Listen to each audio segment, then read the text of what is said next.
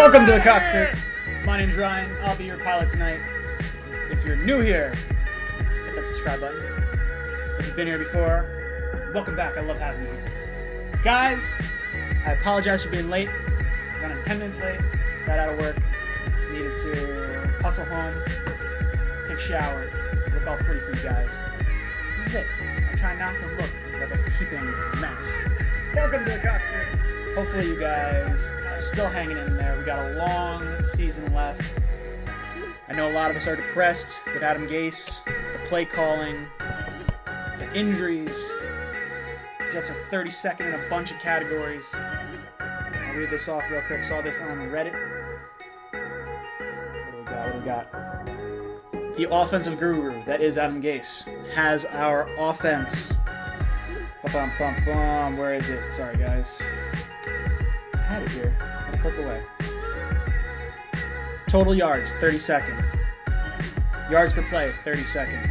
Scoring, 32nd. First downs per game, 32nd. Passing, 32nd. Third down percentage, 31st. Run, 28th. Thank you, Le'Veon Bell. Yards per rush attempt, 29th. Bell's the only thing keeping us out of the cellar that is the rushing game. Not good, guys. Not good. Our defense has scored more points than our offense this season. 14 points, 12 points.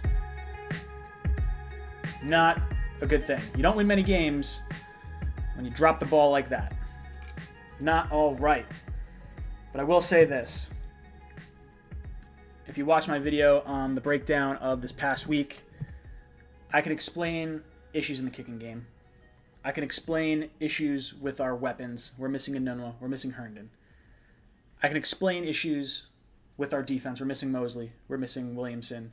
We're missing Quinn and Williams. Those guys should not be understated as to how big of an impact they make on the field. And we're missing them. But I cannot explain away poor offensive line play when all our starters are out there. This wasn't something... we knew that the offensive line was going to be weak going into the offseason, but I did not expect it to be that bad and so inconsistent. I almost think they should put in Jonathan Harrison. Honestly, I think it might be better. Steven, what's up? Joe, what's up? Alex, what's up? TJ, what up? Red Star, what is up? Stats, no need. We are rock bottom. That is fact. We are rock bottom right now. D-Mac, I saw you in there. I was not gelling my hair. Look at this. All sorts of shaggy right now. I'm trying to say I'm all pretty boying it up. Maybe I was. What if I was? Well, I was trying to look pretty for you guys. Got nothing to lose. I do apologize. I am going to have my dinner while we do this. Big Green, what's up? Welcome to the chat. You could do it, Corky. Welcome to the chat. Alex, welcome to the chat.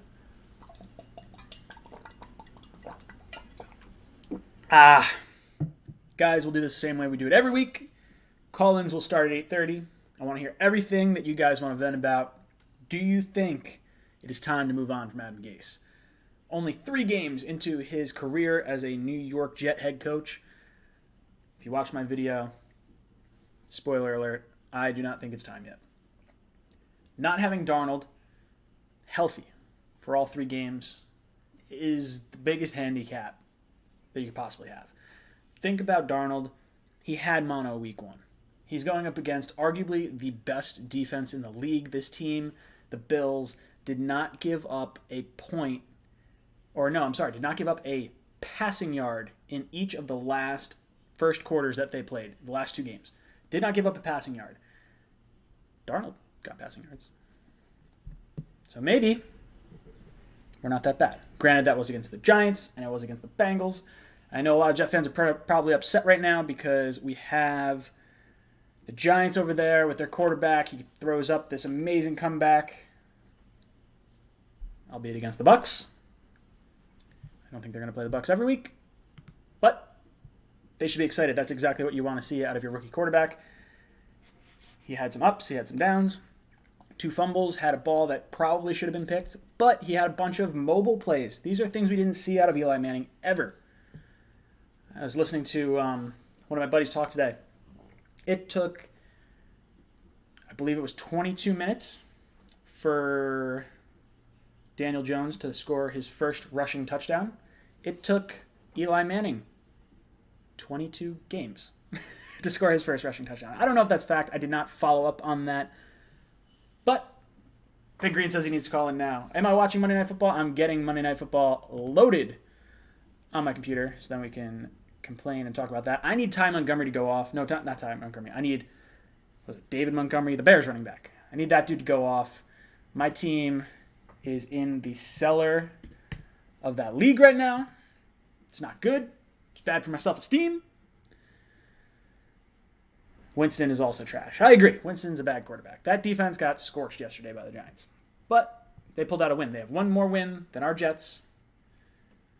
Eric H., he deserves a chance with Darnold, but I'll be damned if our play calling didn't look just like Shoddy and Bowles. I feel like everything we as fans were warned about Gase have started happening. I agree. I do think it looks eerily similar to what we saw out of Gase in Miami, although I'll give it this.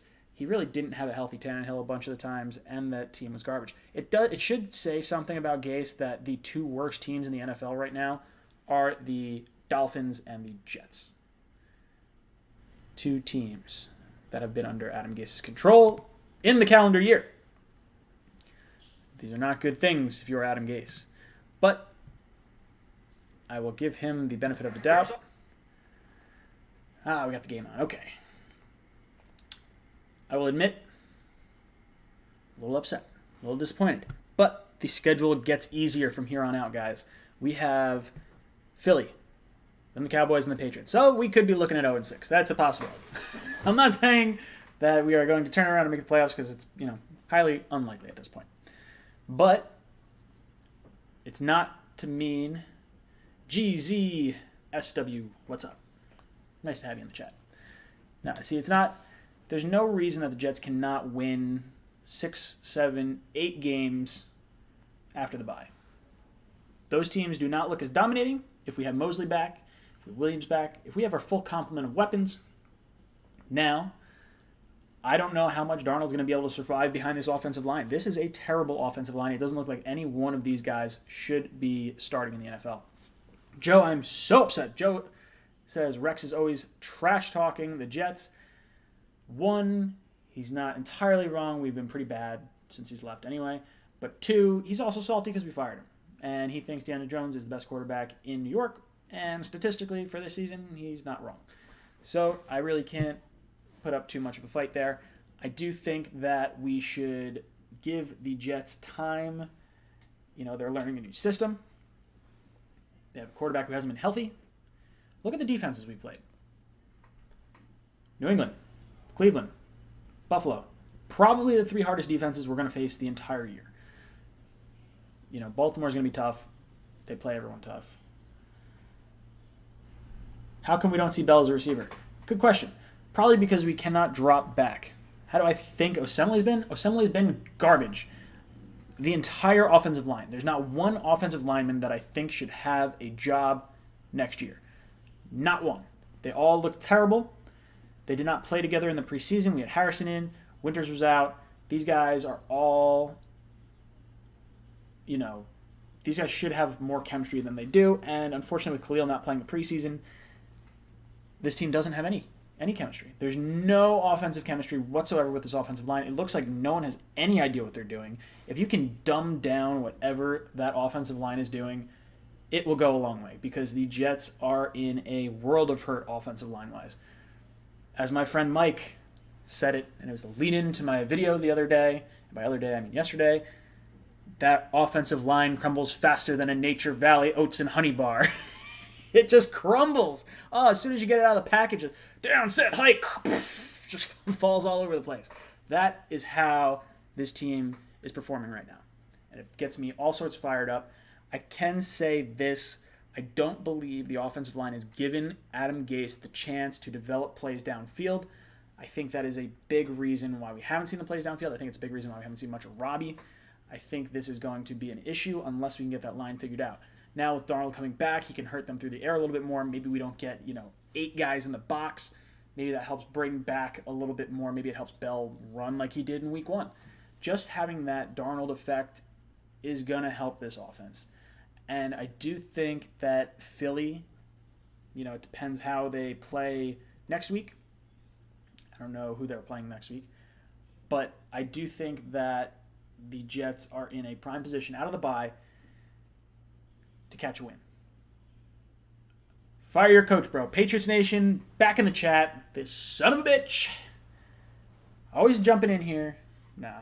He's all right. As far as Patriot guys go, I don't want him to get dick cancer. So, there's that. Because he subs the channel. That's all right. Red Star, what are you saying? When your center, the anchor, is getting blown backwards into the quarterback, not good. Completely agree. Our offensive line, particularly Khalil, I think Harrison should probably start. We already benched Tremaine Johnson. We sat Adams just to kind of send a message, be like, hey, dude, calm down. We want you for the next game. Adams this past week graded out, I think it was this past week or this last month, has graded out as a 93 on Pro Football Focus. He's on a very good trend. Adams has been great. I had panic in my heart when he took away the Jets from his social media page. I was terrified. My heart sank. I was like, oh my God, we're about to trade Jamal Adams for Trent Williams or a first round pick or something. I was like, oh my God, I'm going to hate life. I absolutely love Jamal Adams. He needs to be a lifetime Jet. I stick by it. But there is a part of me that sees and understands we need offensive line help. And I don't know if that's something we're going to be able to fix in one off season. So we might waste Bell's contract just trying to rebuild this offensive line. We need a serious overhaul. We need to make big-time adjustments. And hopefully Douglas can come through, and hopefully he brings in a whole arsenal of scouts that can really dive deep in this draft and hopefully get us some guys. Because right now, our offensive line, we've not drafted an offensive lineman at a premium pick in 15 years. 15 years. That's why our line is so hot garbage right now. That's the issue. Offensive line. Side note. Leonard Williams. There needs to be a bounty on Leonard Williams because no one has seen this guy. Where is he at? Bring him back into the fold. He had one tackle yesterday, and he had a penalty that gave the Patriots a first down on 3rd and 15. Leonard Williams, you make me look bad. I like you, Leonard. But your effort and your execution has been piss poor. I will say that because I'm pretty confident no Jets watch my channel. I would love if they did. If they did, I'd love them to drop a little comment. But I do not think that Leonard Williams has provided any value this season. Although I have not watched all the tape. So maybe he's drawing some pressures, but it doesn't look like it. It looks like he is totally lost out there. It looks like he's not even in a contract year. And how about Ja'Kai Polite? The guy that I was so high on for the Jets has been cut from the Seattle Seahawks practice squad. Done. This dude's going to be out of the league. This guy's hot garbage. Antonio Brown, we can talk about him. Antonio Brown is now been served papers. He's got to go down for a deposition in, I think it was Florida? Pretty sure it's Florida. At 9:30 tomorrow, it's going to be taped because he apparently trashed a condo room in 2018 where he caused a lot of damage. And guess what? This dude's totally done. No one's going to... His agent said, we've been contacted by teams. That's crap. I'm sorry. I don't believe there is a team out there that wants to touch this guy with a 10-foot pole. There was a post on Instagram with Bell running up to the camera and shouting, "Let's go Houston." Really? What are you talking about?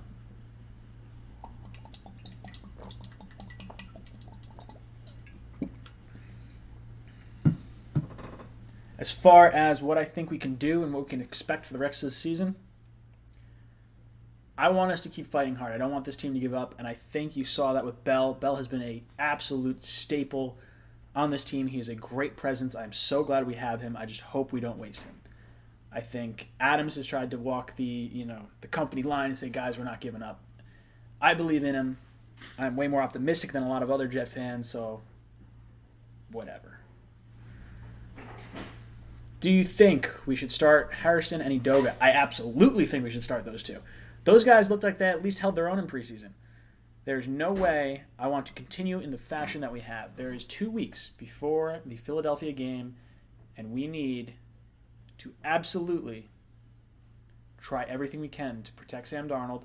And what sucks is our defensive line has been so terrible right now that even if we have our starters in, it's oh wow, they're holding their own against our defensive line. Well, our defensive line's garbage. So we go up against good offensive or good defensive lines like the Browns, like the Bills, like the Patriots. You actually get to see what our offensive line is capable of, which is not much. So that has been an issue for us. I'm venting. I'm a little upset. Not thrilled. But there is hope, Jet fans. We all kind of knew. And even when I was overly optimistic with my prediction for the season, I said 9-7, 10-6, no playoff berth. I think there was going to be... Now, I also said I thought the Steelers would be competitive. That hasn't really happened. Chargers would be competitive. Again, not really happening. But I still didn't think we were really going to make the playoffs anyway. I think we were still a year away. With the way this is looking right now, I would absolutely look to potentially trade Robbie. Now we need weapons, but we need offensive line way more. So if you can net a good offensive lineman for a player that you're not necessarily sure you're going to hold on to beyond this year, unless they've already decided. If they decided, hey, we're going to keep Robbie long term, I'm all for it. Hold on to the guy. But if you're not sure, and a team like Philly, who's without Deshaun Jackson right now, who might be able to use a burner down the field, maybe they have something worthwhile to get, because we need help, and we need it now. And if there's a way for the Jets to net another first-round pick where you could trade one for Trent Williams, if that's a thing, GZSW, no, we can't trade Robbie. Look, I like Robbie. But the realistic point is, if we are not going to sign him long-term, you need to move him. He's one of the only pieces that might be able to fetch something. He might only net third, fourth-round pick maybe. I think he's more valuable to us than the pick we'd get back. But if the Jets do not have long-term plans for Robbie, he needs to be traded. That's my thought process. I don't want to see him go necessarily, but I do not think that he needs to be in our immediate plans. If we cannot allow Sam Darnold the time to throw, we can't utilize his talents anyway. Gase quit on the Jets yesterday. I think this team punted. Once Darnold went down, they were like, hey, if Mosley is 85%, he could play. If Quinnen Williams is 85%, he could play. Let's rest him. We understand. We're probably not winning against the Patriots. I'm okay accepting that. I can accept that fact. D-Mac, he has no trade value. Yeah, I know. That's just it. I don't think he has much trade value. That's what I'm saying, a fourth-round pick. I think a team could give up a fourth-round pick. But I'd low-key trade for Trent Williams. Trent Williams is supposed to need a first-round pick. You can't get a first-round pick for Trent Williams if you're the Jets, because if you're going to give up a first-round pick, that's potentially a top 10 pick. Let's just be real. The way this season's going, this could be a top 10 draft pick. Let's be really honest. It could be higher than that. Not a fan. You just say trade Tremaine Johnson for a wide receiver or an O-lineman. Who the hell is going to take Tremaine Johnson on that contract? Not a single goddamn person. If we could get a conditional 7th that turns into no pick to get rid of Tremaine Johnson and his cap hit, I would do it. It's not happening. Tremaine Johnson is stuck on this team. It's a bad contract. We're screwed. What's going to happen is we might be able to designate him a June 1st cut after the season. It spreads out some of his cap hit. It's not quite as impactful. Very interesting. There's a bunch of other things floating around the league. Cam Newton's hurt. They're trying to let him rest up. There's a lot of people that believe Cam Newton could be on the trading block. He could be moved from Carolina. Cam Newton is only a $2 million cap hit if he is cut at the end of this season. They save like $19 million by cutting Cam Newton after this year. Based on what I've seen out of Cam, if they can net a high pick for him, it's a trade I think Carolina should absolutely make. Now, I know this is not exactly the Jets talk right now, but it's me talking about football. And it is 8:30. So let me open up the phone lines. Let me get the Google Voice going. I have reached out, before we get started in this, I have reached out to Matt O'Leary from O'Leary NY. I've reached out to Howie over at Sports Jets HQ. And I have been in constant contact with Gangrene David about a project that I'm working on. Not sure if it's going to be on Monday nights or on a different night. You guys can let me know what you would like to see. I got to reach out to Ian over at Jet Central. I have not done that yet. Haven't had the time. Got to draft something up. But I have an idea in place for a Jets panel. Call from Big Green. To accept. My boy, Big Green. To send a voicemail, press. Where is it? Big Green, what's up, What's dude? going Welcome to on, the right? cockpit. Oh man, I didn't watch the game. Thank God. Oh, dude, I Got watched it lost for a my little mind. bit. I was laying on the couch. I took a nap. It was fantastic. I watched Red Zone. It was ugly. Oh God, yeah. I kept seeing our offensive line in the highlights just like they weren't even playing. Beecham turned around the whole time. Shell turned around the whole time. Like a turnstile.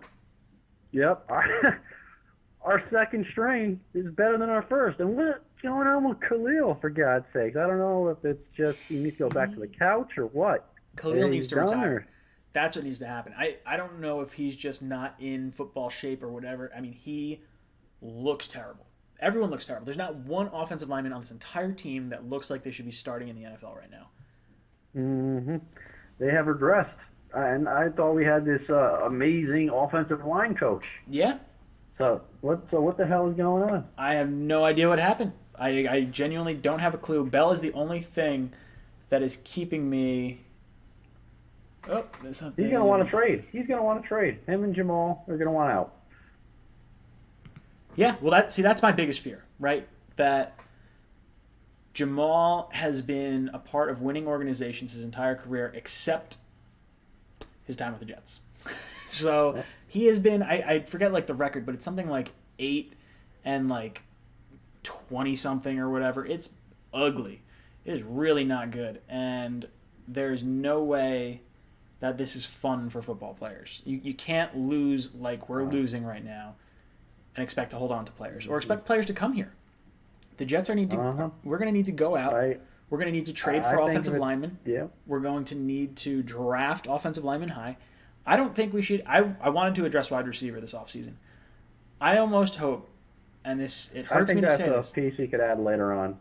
We need that offensive line. I agree. We need like the whole, from round 1 to 3, all offensive linemen.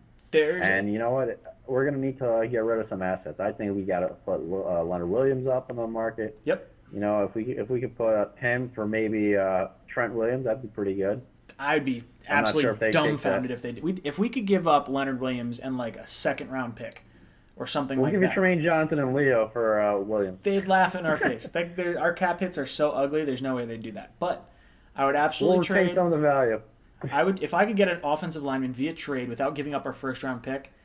And Trent Williams is a player that can last 3-4 years and keep Darnold upright through his rookie deal while we build and try to groom other guys. But if we can get a first-round pick, if we bottom out, I'm almost okay. Almost okay. If we have a top 5 pick, I want to do what the Colts did. Trade all the way down. I don't care if you can pick up just a little bit more. You know, if you can't net a top offensive lineman, trade back for more picks. You got to get multiple offensive linemen this offseason. You need at least 2, I think. At least 2, probably 3. At least 2. And then maybe Doga plays well. Shell and Beecham are on the block. I think we're going to cut winners. I think we're going to cut winners. I think we're going to cut Beecham. I think Shell has a shot at staying. We just drafted Edoga. I don't know why he's not playing right now. Harrison, I'm hoping, can step in and maybe show something. If these guys can give us a little bit, then maybe we can replace 2 of our pieces this offseason, 2 the following offseason, and now maybe we got something going. Yeah, but at that time, Jamal Adams' contract is up. Sam Darnold is going to be up. God damn, we're going to have to make Jamal and Sam the highest paid players at their positions, which I'm kind of fine with. We're not holding on I'd to rather give Sam part ownership in the Jets and just do the Tom Brady thing. Yes, you touched on it. See, because I've ranted about the Tom Brady thing with the whole TB12 clinic. I want Sam Darnold to open up a goddamn hot dog stand in MetLife Stadium, and we'll pay that hot dog stand $50 million a year to be there. And Sam Darnold can take $15 million a year on his new contract and be like, oh, I just love winning so much, I just took less money. Just like Tom Brady. Yeah. Drives me up Just, a goddamn wall. Yeah, I'm like, I can't watch this game, but the wife had me going about with her on Sunday, so I wasn't that upset. I'm like, got back at 140. Oh, it's 20-0. What else is on? Well, that's just it. It's like I'm like looking at it, I was like, god damn it. There's no part of me that felt like, oh, the Jets might sort of have a shot. Nope. The spread was like 23 points. We covered the spread. Which I took I took the Jets on that one. I won't. You have to. There's very few teams that are going to be able to, have a 23 They point would have spread. had it. They would have Well, had that's it just if it. the defense didn't score. Dude, our defense, the one thing I can say is that they are fighting with everything they got. And I think Greg Williams is the real deal. Adam Gase is not living up to the hype right now. And I will give him slack. Yeah, offensive guru my ass. No, he doesn't deserve a chance. 0-3 now. Look, I'm giving him slack. I'll give him till week 8. Because by that point, Darnold and the team should have figured some stuff out now. If we are still piss poor by week 8, I could hop on the let's throw Adam I'd give him Gase a week 6. on I mean, the I want him out of here now. I'm like, you but could that's already just it. say, You Jamal can't. Adams, we're moving everybody. Nope, get rid of him. But that's just it. You can't get rid of a coach like this 6 games in or whatever it winds up being and expect to get a quality coach right after. It just doesn't happen. You have to give him 2 years, I think. I think you have to give him the second year. If nothing gets better, I think he has bought an extra year. In Jets, I don't think so. He hasn't proved anything. No, he hasn't proven anything. But I do think that the scrap he was history, given. every head coach that was coming on their first year has had a winning record. Oh, I yeah. think this is the first time it's gonna not happen. This is the first time that I feel like, because the 2015 year where we almost went to the playoffs was kind of a fluky year. We had a very easy schedule. It was like the easiest thing you could possibly walk into. We just went through a gauntlet without our starting quarterback. We could not have had a worse start to this season. If you had shuffled some games around and we didn't have those first 3 in the order we did, there's more hope for the Jets then. There was no way without Sam Darnold we're beating the Browns. There's no way without Sam Darnold we're beating the Patriots. And you know what? We were a kicker away. We were $2.5 million away from winning. We could have beat the Patriots. We could have definitely beat the Patriots. Every single play, Belichick knew exactly what Adam Gase was going to do. Load the box, stop L. They're going to make your quarterback throw it. And you know that coming in. The fans know it. I know it. And you didn't do anything about it. And what the hell is this crap? Throw behind the line of scrimmage with 9 yards to go, 3rd and 9. Oh, God. The draw play on 3rd and 15 or whatever is just such a cop-out to be like, okay, let's just punt. It felt very much like the Jets were playing these games to not get anyone else injured. That's sort of how I felt. And you should have had the backup sent. Then you should have had the backup offensive line. Yeah, but the offensive line is so terrible that you have to hope that they can gel. I think you're only grading the offensive line at this point. You're not really grading anyone else. You're not trying to grade the backup quarterback. You're not trying to grade. You're not going to get an accurate grade on Robbie Anderson. You got no time. The defense you can't really grade. Grade anywhere. I mean, the secondary you can grade because those guys are all healthy. Pools look pretty good. We were holding our own against the Browns as well. It's just our defense was on the field way too long. That's just it. We're not getting first downs. We are in 3rd and long way too often this season, and it's going to hurt our defense. Our defensive stats are going to be worse because of our offense, and it's been the constant story for the last 10 years for the Jets. and we need to spend premium picks on offensive linemen. That's what's got to happen, and it's just got to happen. You got to go out and you got to make a move. You got to make the trade for a big time lineman. You got to draft the guy high. Is that Trey Burton that just caught we that? definitely need to do exactly what the Colts did. Damn it! I'm versing Trey Burton. Not good. I need Montgomery. I won. I whooped my opponent's ass, 145 to 85. Listen to this. I had the team that I versed. I had 99 points. Did not do it. Did not have a good week. I still have like 2 players to go. But the team that I was going against had 200 points or 196 points. 196, and has a player to go. Has 1 player to go. I'm like, God damn it. That's insane. It's the highest score I've ever seen. He had Russell Wilson, Alvin Kamara, and Mike Evans. I was like, well, crap. Like that's more points than my entire team right off the bat. Can't win. Yeah. Whatchamacallit? I actually just tried to put in on waivers for that quarterback for the Panthers. Allen something. Kyle Allen. But this past 2 weeks I've been playing Josh Allen. It's not bad. That's a good play. He's been a top 6 quarterback in his fantasy stats. What was that? Safety. Oh, wow. Safety. I got a delay. I'm watching the Reddit stream, so it's like me too. You must have another type of Reddit stream. Yeah, well, I saw him start to get hit right as you said it, but I wasn't like... I thought you were talking... I thought you were talking about something we were talking about, not the game.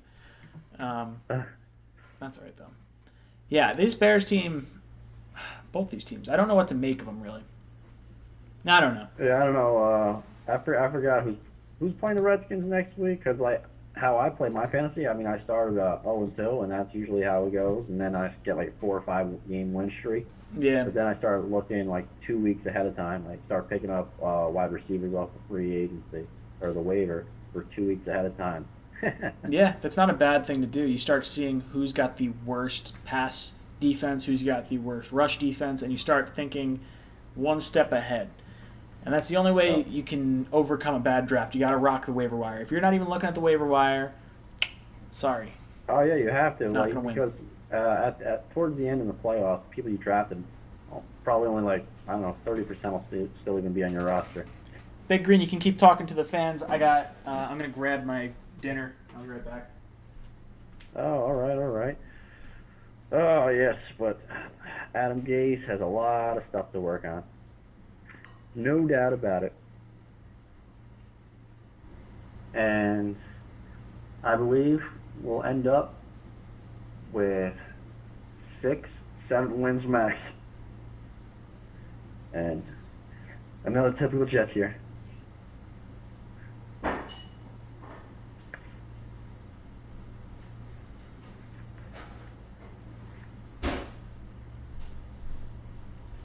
I can't see the chat on the phone.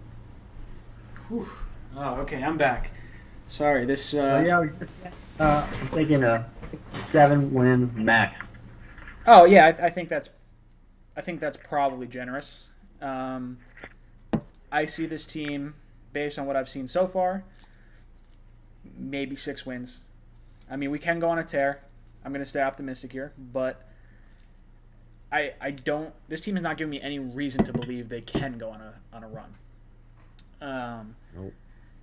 That's kind of where I stand on things. I think this is going to be a very long and ugly season for this Jet team and for us fans. Something that was so hopeful, getting So much for a new culture.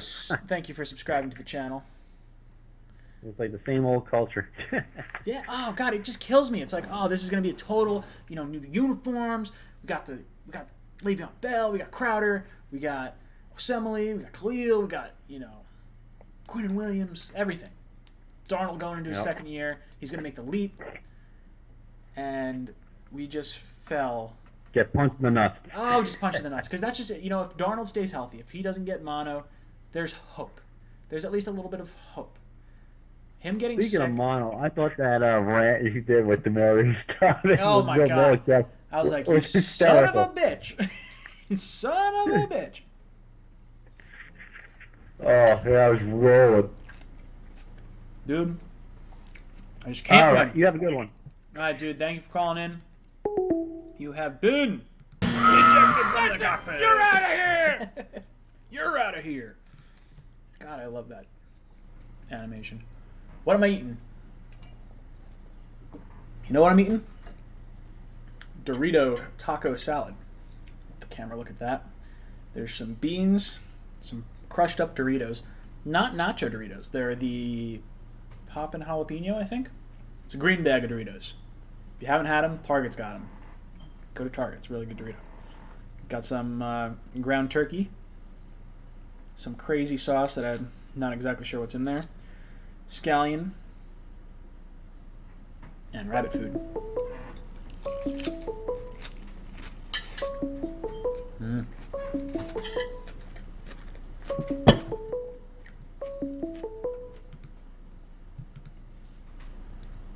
Call from. Vinny. Vinny, what's up, brother? Welcome to the cockpit. What's up? I had to pause my Fallout 4. How are every you time feeling after every today's time loss? I shoot ghouls in the Boston wasteland, I imagine they're Tom Brady and Bill Belichick. Makes me feel a little bit better. I can't wait till I can start playing video games again. Once I'm done, send Gase to the cockpit. I would love to have. I got some people saying, send Gase to the cockpit. I would love to have a jet player on the cockpit. That'd make me so happy. But I'm a little abrasive at times, and I feel like if they hopped on the cockpit, they'd be like, what the hell are you doing? You're talking to this jet fan and just egging him on, and he's going to do something stupid, and you're going to say something stupid. Yeah.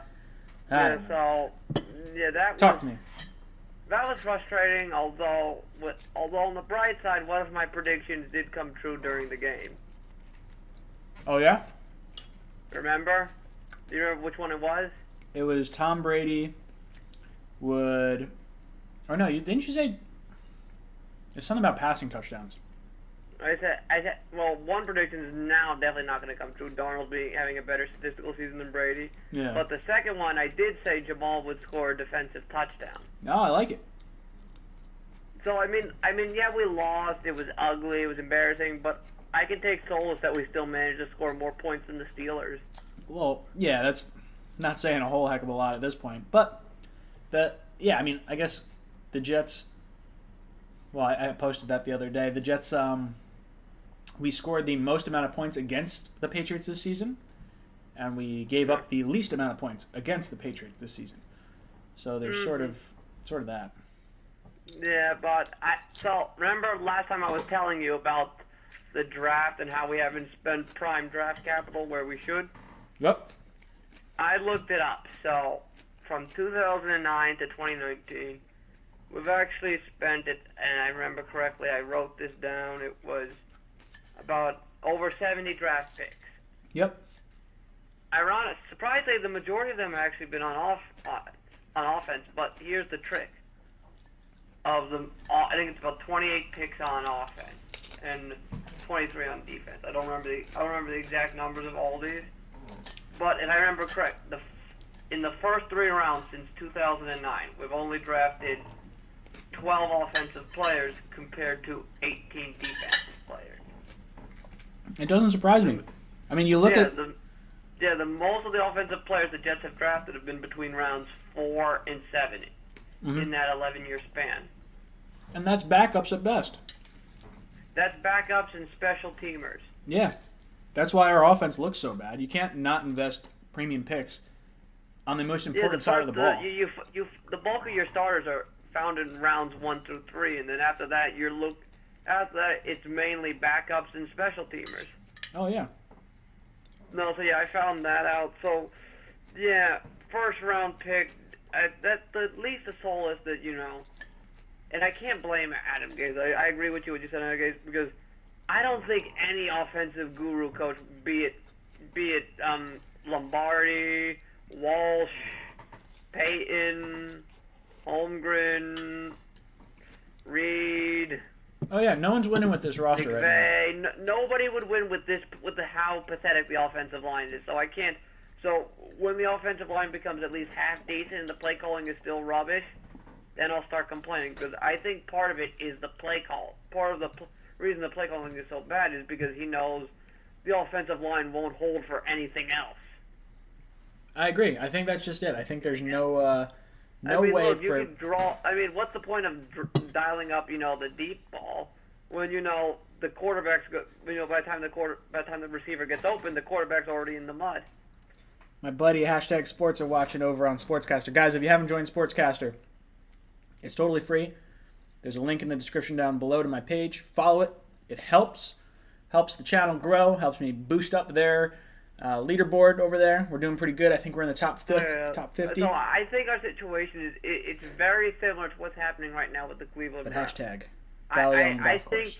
I think just like Cleveland, we got overhyped, and I think it blinded us to some of the flaws with this team. I mean, I think a lot of us knew offensive line was going to be an issue. I don't think any of us thought that. It was going to be this pathetic. Well, I mean, we thought offensive line was going to be bad. Offensive line is bad. We thought our cornerbacks would be bad. They haven't looked great. The issues are the injuries.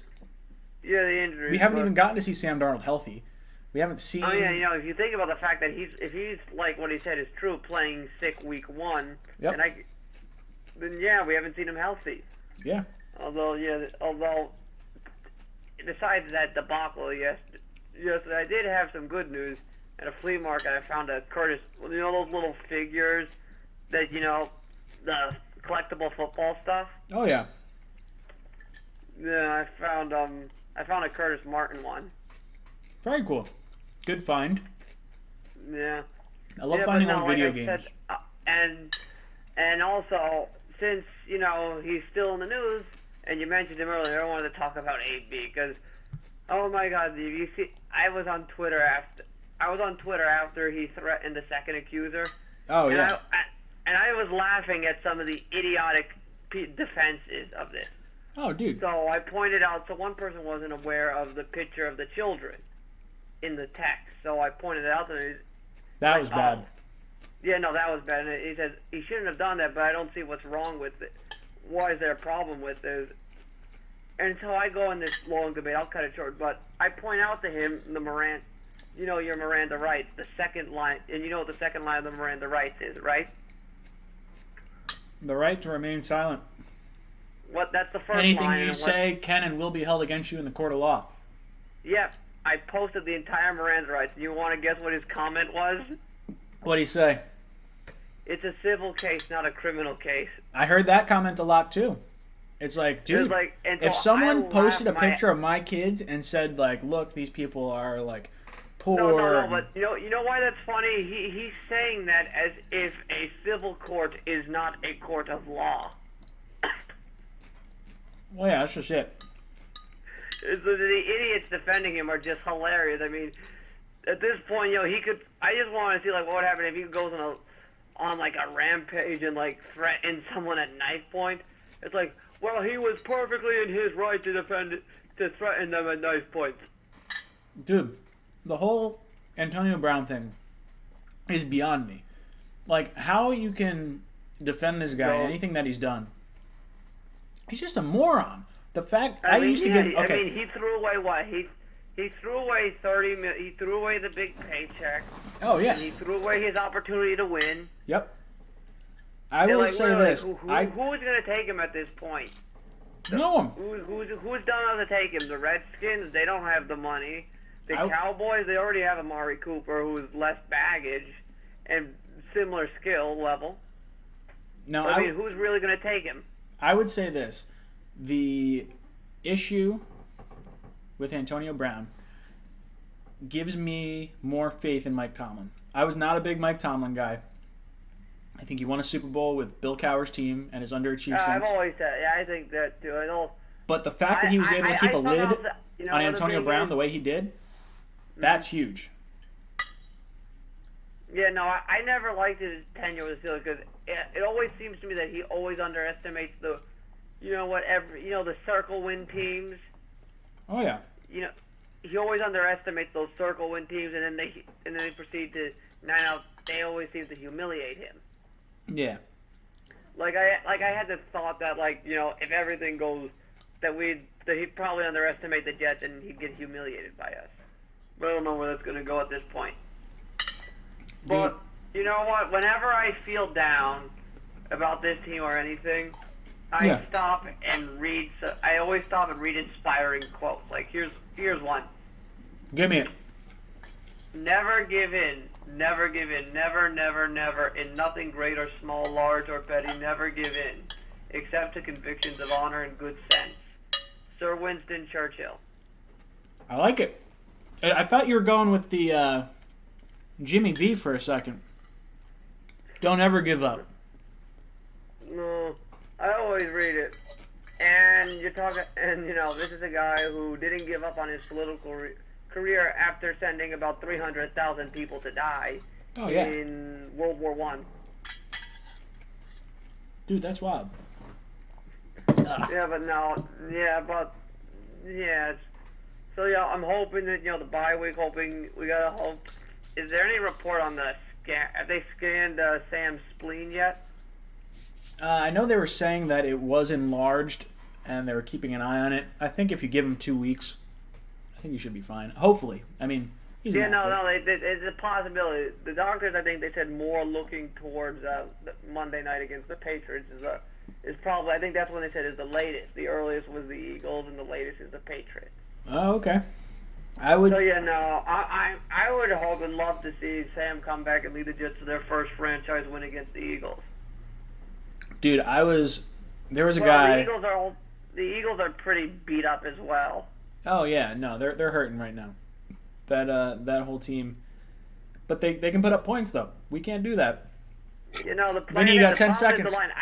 The problem is the line, and I totally agree with what you said earlier. You gotta you put Edoga and Harrison in there because Khalil is doing nothing. That's it! You're out of here! Vinny, you're out of here! Ejected from the cockpit. That's it! You're out of here! Sorry about that, Vinny. Glad to have you on. Did you get a hair there? Yeah, I think I did. I don't know if it was a hair or a piece of cheese. It's one or the other. It was like a really thin piece of cheese. I should probably get some more water. I'm getting thirsty. My buddies over at Hashtag Sport, they said, what is this hat? I used to work at Ballyone Golf Course. I no longer work there. Work at Black Bear. Still affiliated. But love the hat. Call from Grandpa Mark. Grandpa Mark! Welcome to the cockpit. Hello, how are you? It could have been a lot better if we won the damn game, but no one thought we would anyway. Well, I was listening to your opening of the show. Yes. Now, I believe you to be a level-headed guy. Yes, I think I am sometimes.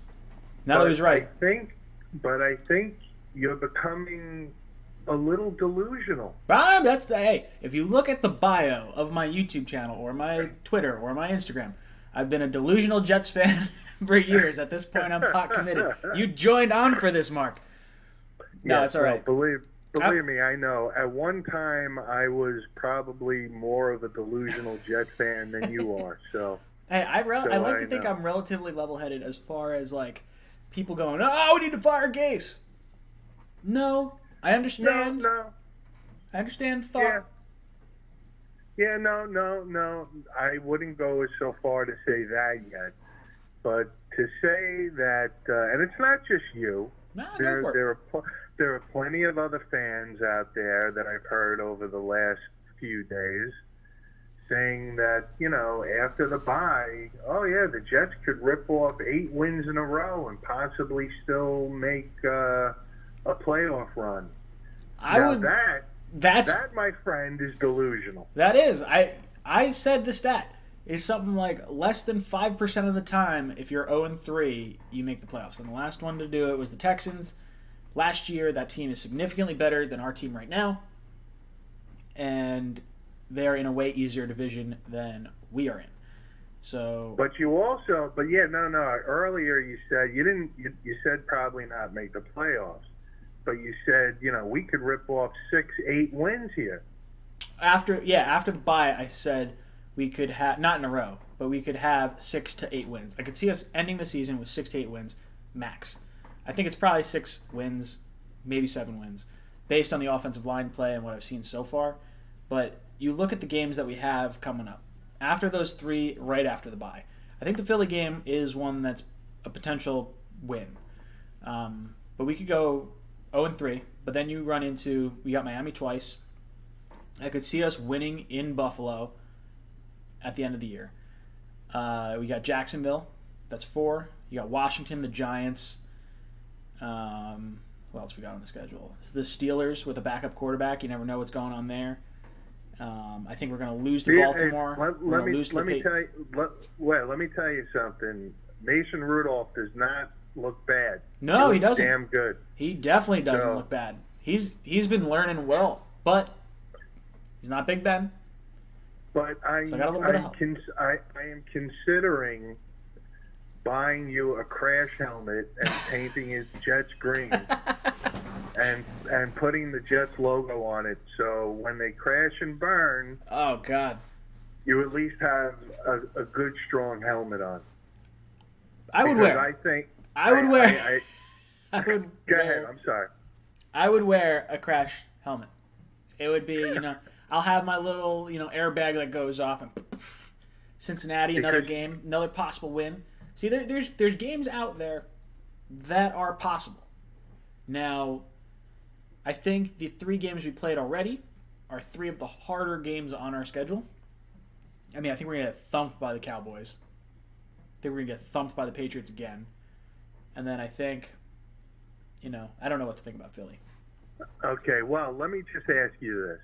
All right, everybody obviously now has finally woken up to the fact that our offensive line is a hot mess. And it's been a hot mess for a handful of years. This isn't the first year, okay?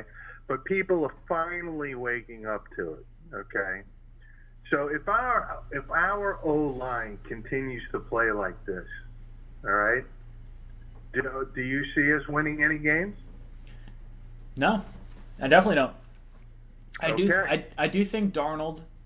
I think the way the offensive line played Week 1, or at least the way Darnold was able to kind of run away from the Bills. Like, I think the Bills are one of the better defenses we're going to face.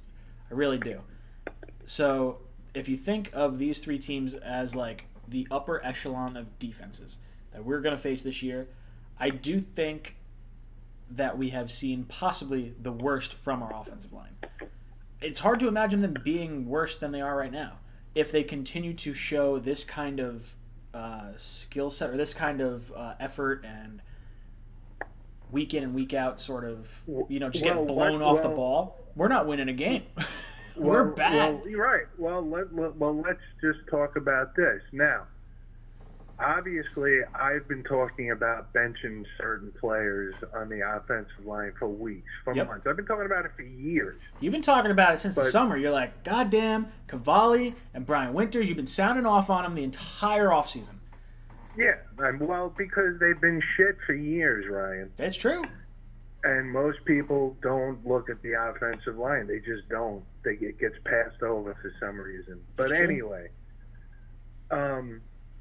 so let's just say they bench some of these guys. Let's say Khalil gets benched. Let's say Shell gets benched, or Beachum or whatever. Mm-hmm. I mean, that's the only thing right now I think that we could hope. And it can't get any worse. I want to give Harrison and I want to give Udoga a shot. I don't care where you put him on the line. Harrison should be starting at center. Khalil is a sick joke right now. He has not looked very good. And I was all about okay, you're bringing in a former All-Pro. Can't be worse than the last guy or the guy before that. And it seems like every year our center situation has gotten significantly worse each year. And it's just well, crap. It's yeah, no, the Khalil signing was obviously a big mistake. But I will give him credit for this. I will give Douglas credit for this. He turned over stones that he had to overturn to try and find talent. And pulling a guy out of retirement who was very good at one point isn't the worst option when there's not a plethora of talent out there and you didn't want to give up an asset to get Trent Williams. I'm okay with the way that Douglas went about getting Khalil. Yeah, no, I don't fault him for signing Khalil. It just didn't work out, or it's not working out to this point. Yep. But I once brought this up on your show a while back. Mm-hmm. Do you have any idea offhand how much our 5 starting offensive linemen are making? I did. It's got to be the top right now because there was a point I think it was last season or this offseason, the Jets were a top 5 paid offensive line but performed like the bottom 26th team, I think is what it was. I think that was the stat that I rattled off at one point. Well, I looked it up, and I'm going to tell you. Beecham, base salary this season, $8 million. Okay. Osemele, base salary this season, 9.7. Okay. Khalil, base salary, 8.4. Yep. Winters, base salary, $7 million. Mm-hmm. And Shell is the odd man out with a paltry $2 million. So yeah, they are one of the top paid starting offensive lines in the league, and look what we have. Yeah, it's weird because it doesn't feel like any of those guys are paid top dollar. It's like they're all paid like top 15 players across the board, but other teams have young players on rookie deals. Even if they have one guy that's making like, $13 million, it's just the Jets have a lot of above average paid players, and you're getting very subpar play out of those players, and that's never a good thing. You can't be behind the the 8 ball on contracts like that. Right. Now let's talk a couple other things I want to talk about. Go for it. Number one, this whole thing I kept hearing. First of all, I'm not even into that, but this whole thing with culture. We're changing the culture. The culture has changed. We got rid of this guy. We're getting this guy. There's only 2 cultures, especially in football. Yeah. And that's a winning culture and a losing culture. Yep. And Adam Gase has not brought a winning culture here, and he didn't have a winning culture in Miami. Yep. So what makes anybody think it's going to transition here in New York? Now, speaking of Gase, this whole guru. First of all, I can't stand the word guru. Sure, yeah, it's a cop-out. It's just, I don't understand what is guru. It makes me think, like, what is Adam Gase doing in the off-season? Is he, like, going to an ashram on the top of some mountain in Tibet and drawing X's and O's up on a chalkboard with the Dalai Lama? No, what he's doing is he's going out just like Ace Ventura, and he's going, all righty then. And that's what he's doing. He winds up in some Tibetan, monastery. Right. I can't stand that word guru. But anyway, this is what I'm getting at here. Let's just for the hell of it, let's give Adam Gase the benefit of the doubt that he's a great X's and O's guy. Okay? Yeah. But what is he not? He's not a player's coach. Yeah, he is not a motivator. Yep. I will say this. He cannot motivate this team. There's one big issue that I have with people and the take they have on Adam Gase, and I don't know if you're one of them, but we gave Bowles a ton of crap for saying, "Oh, it's on me. I have to get better. I have to get the team better." And he's not calling out the players. Adam Gase comes in, he goes, "Yo, offensive line was shit. Like I'm sorry, offense played like crap. We got to iron it out." Now, he didn't take the blame and put him on himself. He did not say, "Hey, I got to work on the play calling." He said, "Hey, the receivers, they're missing assignments. We're not as sharp as we need to be." And that is a reflection of him, but it is also calling out players and making them accountable. Because if you say it behind closed doors, they can still kind of if you're saying, "Oh, the coach said it was on him." Now, I don't have to worry that much. I do like that he's calling players out. I don't know if it's going to work out in our favor because you're going to piss guys off and maybe you lose the locker room. And that's what we saw in Miami with him. There were guys that, he's like, "Landry, I'm going to ship you off to Miami, to Cleveland." Right. You know what it is? And look, I'm gonna summon up the name I always summon up, and that's Bill Parcells. Yep. Okay? First of all, just before I get into that, watching this team, especially the last couple of games, even the first game, they're reminding me of the 95-96 team right now. They really are. And it's unfortunate for me to say that, but I am telling you, this team right now looks like it's just beaten down. Yeah. Not so much on defense, but on offense, forget it. Yeah. It looks Now- like they were never given a shot. That's what it feels Now- like. In Bill Parcells' book, which I talked to you about, which I know you still probably haven't read yet, Nope, that's going to be a winter read. he talks about when he took over the Jets, and he says it very boldly. He said that 96-95 team, when he took it over in 97, that team was so badly beaten down. He had to motivate that team with every ounce of energy he had. Now, how And about I would this? How Like about this? If we need motivation, if we need someone to come in here to really stir the pot, to be like, wow, get players energized, how about what's going on at Michigan with Harbaugh? He's not looking good right now. What if he decides he wants to come back to the NFL? Do the Jets cut bait with Gase and just go all in on Harbaugh? Yeah, but he loves his team. He loves Michigan, but what if Michigan's like, yo, dude, you're not doing it? He hasn't done well. Yeah, look, I would love to have Harbaugh as a head coach. Absolutely, sure I would. But and that's what I'm getting at. They need someone like now. If you remember correctly, Parcells was never known for being a great defensive coordinator. He was never known for being a great offensive coordinator. He was the great motivator. I remember as a kid going to practice and watching Parcells, and he's yelling at Keyshawn Johnson, and he's yelling at like the lineman, and I forget who he was yelling at. He goes, you're like a bull in tall grass. You don't know where the fuck you're going. He's just like ranting at people. I was like, this guy's amazing. And I'm like 8 years old. I was like, this is great. Yeah, but I mean, look, the guy could, I watched him many times in practice myself. He would yell and scream, but he also would get into the players' minds. Oh, you have to. Do different things. But this team right now needs motivation. They really do. And things could get a hell of a lot worse by the end of this season. Dude, I want to see some razzle dazzle. I need Darnold to come out swinging. That's what he needs to come in week 5 and just shut everyone up and just be like, hey, maybe first play of the game, flea flicker, just launch it down to Robbie, just totally throw everyone off guard, and then get the Eagles to backpedal right off the bat. Look, I hope you're 100% right. I hope that happens. But if the offensive line doesn't get straightened out and they don't start playing better, it's going to be the same story. It is. The story is not going to change.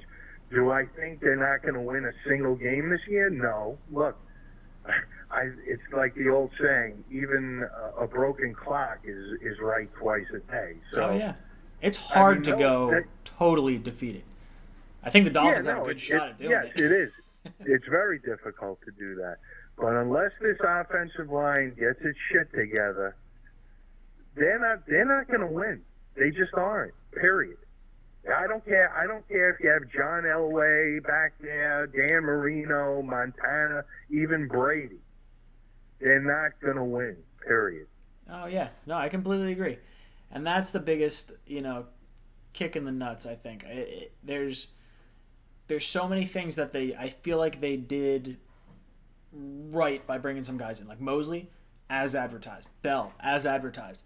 This offensive line, they are what we thought they were. But even worse. And lastly, before I go, that was the other thing. I don't know if you remember, but that 96 going into 97 with Parcells, the Jets had one of the absolute, I think they had a worse offensive line then in 90s coming into the 97 season than we have now. And Parcells still managed to win 9 games. Yeah. So and that all had to do, he took the same crummy offensive line and he motivated them. So, I mean, that's what we need. We need somebody to motivate this team because right now this team is just beaten down. We need to simplify the offensive game plan for the offensive line. I don't know what it is, but they can't figure out where the players are coming from. If you do any sort of stunt on any of these linemen, you're running free at the quarterback. That's just the way it looks every time I watch them. They should just I don't know what it is. I don't know the ins and outs of offensive line the way I know like some of the other stuff on the game, but I would absolutely try to dumb it down for the linemen. I would run some read option. You got Bell, you got Montgomery. Try to make it harder on the defense. Do hurry up, do read option. Darnold can definitely run it. And look, the great guru might also want to consider just putting a couple of guys back, maybe a couple of tight ends, maybe keep a running back there to help these guys block every once in a while. Yeah, you need like max protection almost all the time. But then you wind up having 4 guys covering 3 receivers, or yeah, I know, Ryan. I understand that, but when your offensive line can't stop a nosebleed, yeah, no, I agree. Yeah, you have to do something. You have to. So, but anyway, all right. Good talking to you. Hopefully we'll beat Philly, but I do not see it. I know. Grandpa Mark, thank you as always for calling into the cockpit, and you have been ejected. You're out of here. Grandpa Mark, I love you calling in as always. I look forward to talking to you next week. Hopefully. Well, next week. I guarantee we don't lose next week. Take it to the bank. Fact. 100%. Gonna double down. Parlay that. Jets will not lose this week. They will not win, but they will not lose. Ooh, excuse me. Belch. Call from. Mark motherfucking Myers. To accept, press 1. Mark motherfucking Myers, what's up, dude? Welcome to the cockpit. Hey, man. Cockpit. Here we go. Maybe this was a rough one this week. Oh, dude, it was so rough. What's your thoughts? Are you doom and gloom? Are you like fire Gase? What's on your plate, on your mind, on everything? I'm going to tell you what's on my mind. I think McCagnon really did this team in, and we have no offensive line, and I don't care who's back there. It's not going to make much of a difference. I'm not giving up on them. I'm there. Yep. But the Patriots are who we thought they were. It's unfortunate. I was hoping they took a step back, or maybe a couple. And maybe we could do some things. But with the third string quarterback, and the amount of injuries we have, this is a process. We got to trust Joe Douglas here. We got to give him some time. McCagnon made a mess of this thing, and it's not going to be done overnight. I don't think there's any magic, Gase can throw out onto the field that's going to make this pile of garbage look any better. Yeah, no, it's a fact, and it sucks because, as a Jet fan, we always want to be super hopeful. And going into the season, I was like, hey, I have a lot of hope. I think even with this offensive line, we can't be worse than we were last year. And it looks like they have never played a game in their lives. It is unreal. It is absolutely terrible. I've never seen an offensive line this bad. But yeah. If you follow that thought process, you really have to look at, do you want Darnold behind that line? That's just it. Do you let him get healthy? You bottom out. You know what I mean? I don't want him with a torn rotator cuff or a broken arm or a busted knee like Wentz had. Yeah. I'm not really sure I want him back at this point. That's a terrifying thought because we want to see this guy progress, and I firmly believe that Sam Darnold is the truth, and I think he's our franchise quarterback of the future. And to not have the offensive line, it's got to be protect Sam Darnold at all costs. And you know what? If you can accept that there is a 5% chance that we make the playoffs at best, and realistically, if he's not up to par, and we go into Philly and we lose, and then we have Dallas coming to town, we're going to get run over by Dallas. There's no way I see us competing with Dallas. And then I think you're right. I just my thing is I'm looking towards the future right now. And that sucks. It's so early in the season. I wanted to stay competitive until at least week 12, and then if we lose it, we lose it. Whatever, it happens at that point. But to lose your But season this early Fans are on, golden egg. We can't break this. We can't put him out there with a bunch of dumpster fire for an offensive line, and our best receiver being Robbie Anderson is probably a 2, probably maybe even a 3 on other teams. yeah, we have not added the resources needed on offense. Well, I'm scared for him. I don't want to throw him into the fire pit, and that's what it seems like we're trying to do. Philly's got a good defense. Dallas has a good defense, and our offensive line, they can't stop anything. Yeah, I'm right there with you. It sucks to say it. If we got the first pick, it's probably the best thing that could happen because then you trade it for a king's ransom. You absolutely, and you don't let Miami get the quarterback. Right. Honestly, I would be if Miami was willing to give us buku picks to get that number 1 pick. I don't care. I would let them take the quarterback if we got like Mondo picks. I don't know what other team would be giving up the kind of picks that Miami's going to want to give up.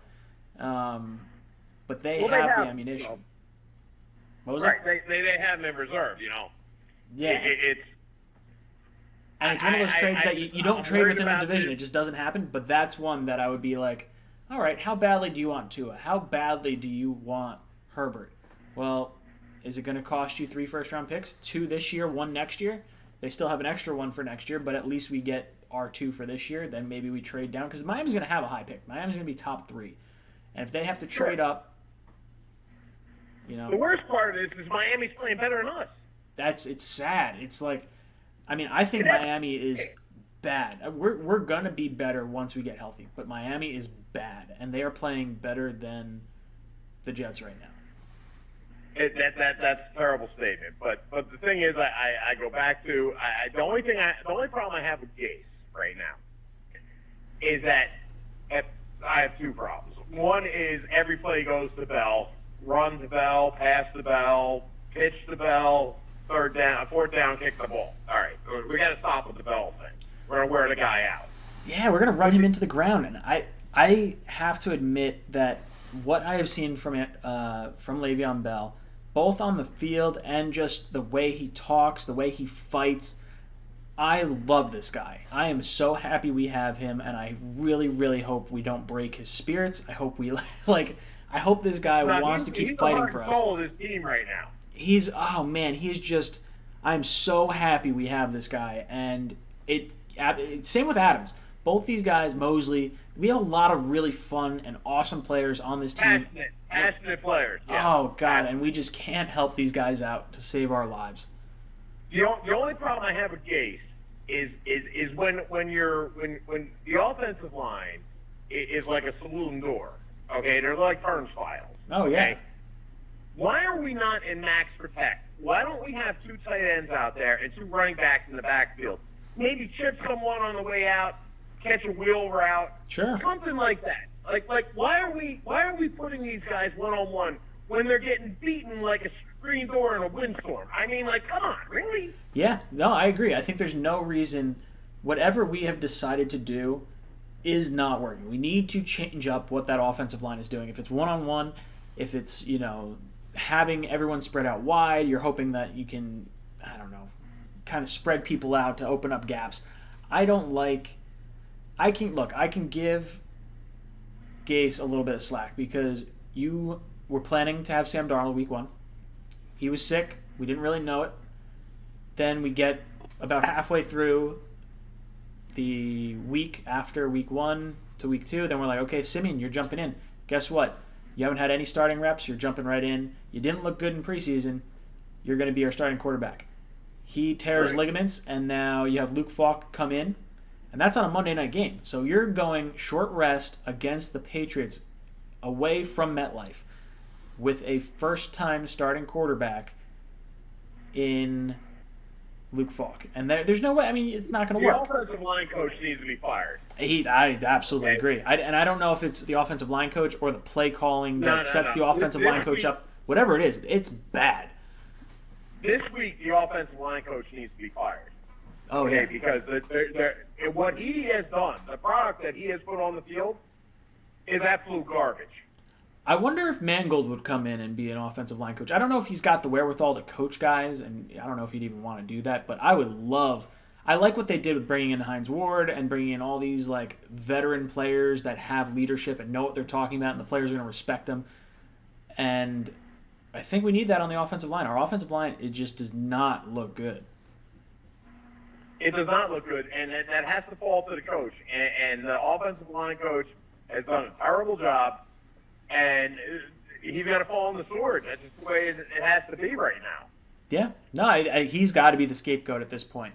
That's the only thing you can say, because Adam Gase is going to be taking a lot of heat. And I think you're going to see it from the media. I think a lot of people are probably going to give Gase a lot of crap. And the fan base, rightfully so. I went on, different Jet fan Facebook pages, and people are just, fire Gase, screw this guy. This guy's a hack. Now, I wanted McCarthy. I don't think McCarthy would have done better. He had an underperforming team with Aaron Rodgers, who's arguably the best statistical quarterback. His touchdown interception ratio is something silly. It's like 4-1 or something like that. So, but I don't head coach was beating the Patriots with a third string quarterback. Well, that's just it, and that's why I'm kind of like, okay, look, Gase was dealt a bad hand. He was dealt a bad hand in Miami. He was dealt a bad hand with the Jets. And if Peyton Manning really believes that this guy is really smart, I think Peyton is a really smart coach, or a really smart quarterback and person in general. So I do have to value his opinion there, but I have to admit I haven't seen the knowledge yet. And it's just because we don't have the talent on the offensive line. I think it's because we don't have the talent at quarterback right now.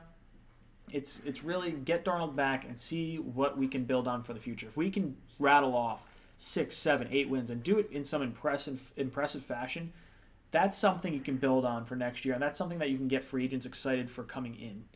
And well, I got a question for you that I want to hear your side on, because I was listening to Mike Francesa today.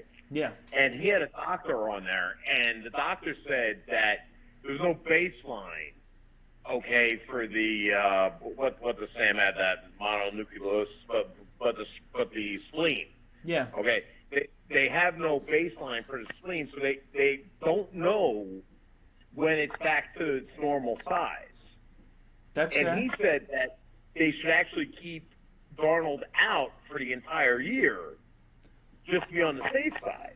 Honestly, so it's like, that's terrifying as a fan to hear, but it's something that at least you can sell me on. I think there's a conversation to be had there. If you think that spleen could rupture, and you think that would end his career. Get hurt. That you ends know his, what I mean? Like, it ends his career. That offensive line. My kids are in his corner, That offensive line being as bad as it is, if he gets hit, that spleen ruptures, his career is done, and we lose our golden goose. If you wait and you play it safe, yeah, you waste a year of all these players' lives, and that's what sucks. And you waste all the fans, you waste all the money, you do all this stuff. Now, you probably get a very, very high draft pick. You help Sam. It's kind of like the Andrew Luck thing where you get, Quinn and Nelson. If you can do that and you can get just a really stud offensive line and you let Sam rest a year, you let him learn. I'm not a big fan of not seeing Sam play this year, and it would absolutely ruin the football season for me. But you could sell me on it. I know. I put high hopes myself. God! But this thing is I think we're on the verge. Like right now, this decision with Sam Darnold and him playing with the infection that he has. Yeah. I think the decisions that are made now are going to have ramifications 10 years down the road. If we lose Sam Darnold because we brought him back too early, that will be the biggest tragedy in Jet history. There's no way that. Yeah, I think you're right. We're on the precipice of that. So that is what we're facing. And I think Jet fans need to start warming up to the fact that we really need to protect our guy. Oh God, that would hurt so bad. It would hurt so bad, and it would just I'm okay with that. If that's the decision they make, and they're like, "Hey, Sam is our future. We do believe in this guy. We're not risking it. We understand our offensive line is this bad. I don't know how you can ask players to go out and fight Would you- each week. Would you do it? Would you do it? Would I go out and fight each week if I knew we were punting on the season? No. What I'm saying is, if it was your decision to put Sam Darnold back in the game, would you do it? I would have to go to the medical professionals. Because you at least have a baseline for where he started, Well, like their halfway decision through is- week their- one. Like week Their 1 to week 2. decision is inconclusive. It's inconclusive. That's what it is. We don't know. It's inconclusive right now. It's not going to be inconclusive by week 8. Like if you could sell me. No. What the doctor said with Mike is that there's no baseline for his spleen. They don't have a picture of a healthy spleen. Well, that's So they true. don't know how swollen his spleen is now, or what it like when it's okay to go back to get a hit in the chest. Now, see, I don't know how long you're supposed to be out with mono. I've heard 6 to 8 weeks. I've heard, longer for people that are, not professional athletes and have, like, big immune systems or whatever. Now, if you told me, hey, Sam has mono, they found out after week 1, halfway through week 1, I'm sure they looked at his spleen. I'm sure they did some sort of ultrasound or whatever you can do to look at a spleen. And then from week 1 to week 5, week 6, you can at least sort of compare it. And if it's gone plus or minus any size, at least you can know from that point. And it's not the baseline for a healthy spleen, but you at least have a baseline for what could be bad. If it doesn't change in size, that's possible that it's just not inflamed. It could be. That's from what I've heard. Not everyone gets an enlarged spleen. They did say that he had an enlarged spleen. So, I mean, maybe you don't know if it's gone down. Like if we see it shrink just a little bit, now maybe it's still super inflamed and we don't really know. Like that's a scary thing. That's the problem. We don't really know. And the doctor said the only way to know is to give him a year. Hey, if that's the call you have to make, and you have to punt on the season, it would kill me. It would absolutely crush me as a fan. I don't know what you don't know what you go and watch. But you don't want a Wentz situation where Wentz blew out his knee, and he was out for a while, and they rushed him back, and obviously Wentz is not the same guy. Yeah, no, I agree. I think you have to be careful with Darnold, and if being overly cautious allows us to have Darnold for 15 years, you make the move. You don't play him. Don't play the guy. I hate to be the guy to say this. Oh, I that think would I'm suck. the biggest like believer in fairy tales and everything else. I thought we were going to win Sunday. Okay. Dude, you thought you were going to win Sunday? You thought we were going to win Sunday? Yes, I did. Yes, I was thinking like this kid. He leads Pac-12. He has all these records. He knows the gauge system. Ooh, I was Big talking Green. myself into it, man. Big Green dropping a bombshell. He says if you have to punt on the season and you have Darnold sitting out, you have to bring in Kaepernick. I don't like Colin Kaepernick, Whoa, no, but we can't go there. you know what? No, I don't think Kaepernick's a great quarterback, and I think you have to trade for a quarterback. If you're going to let Darnold sit, you have to let these guys fight for something. If it's not Kaepernick, you have to bring in someone. If that's what it is, I don't like him. Kaepernick brings too much baggage with him. I'm gonna be honest with you. He does. Well, that's just it. Why would you piss off a fan base who is so pro, first responder? We have all the history with, 9/11, and yes, it was a countrywide thing, but it was a very New York thing that happened to us, and to have, kind of that police and fire, and there's a whole lot of turmoil with everything that Kaepernick has said and done. And it feels like you would piss off an entire fan base just to bring this guy in, and it's not worth it from a financial perspective. I understand him saying we need to bring in a quarterback, though. You need to bring in a quarterback, but I don't like my politics involved in my sports. I agree. Completely agree. It's just like Colin. He takes it too far. He has his protest. I understand. I get it. But it's like I just think that there would be more people upset than there would be people thinking like, oh, we have a quarterback to play for. Yeah, I agree. I don't know what other player out there on the trade market or out there in free agency that you could bring in as a quarterback? It's kind of like if Aaron Rodgers goes down, man. Like who are you trading for? What are you going to do to put the season back together? It's Sam's our guy. That's who we're hitched to. Yep. And kind of, I think so. What if we won 4 or 5 games? Basically, it screws up our draft pick. Yeah, I mean, you really have to just bottom out. That's kind of what, you bottom out, you get the best offensive lineman in the draft. If you get the top pick, you trade out for a friggin' huge amount, and then you still get probably the best offensive lineman in the draft. I would love to screw Miami on this pick. Yep. For that quarterback, and let somebody slide up into that that's going to pay a king's ransom. Yep. And walk away with this draft like with 3 offensive linemen and a wide receiver. If I could do that right now, I would sit Sam and I would I would punt the season. And if you could net me 3 starting offensive linemen, if you could get me 2 good one and like one that's an upgrade over one of these guys, plus someone to replace Enunwa, I could be okay with that. That's something I can honestly live with if we feel that Sam should not come back because we are afraid of his spleen rupturing. I listen, man. On Sunday, I'm gonna. This Sunday, I'm not gonna be crying, but next Sunday, I'm gonna be crying because and somehow in my head, I'm gonna figure out how they're gonna be able to beat the Philadelphia Eagles, and I know for a fact that they're not. But come Sunday, I'm gonna work it out in my head that somehow we're gonna do this, and I'll be disappointed again. But the one thing that I know that we can't do, I just know in my heart, we can't risk Sam Darnold. I don't think you're wrong. I think that's something that we really need to consider. If this is as a fan base, like we got to get off Gase, we got to get off everybody on this stuff. It's like listen, man. Basically, he's coaching a dumpster fire. Yeah, our offensive line is that bad.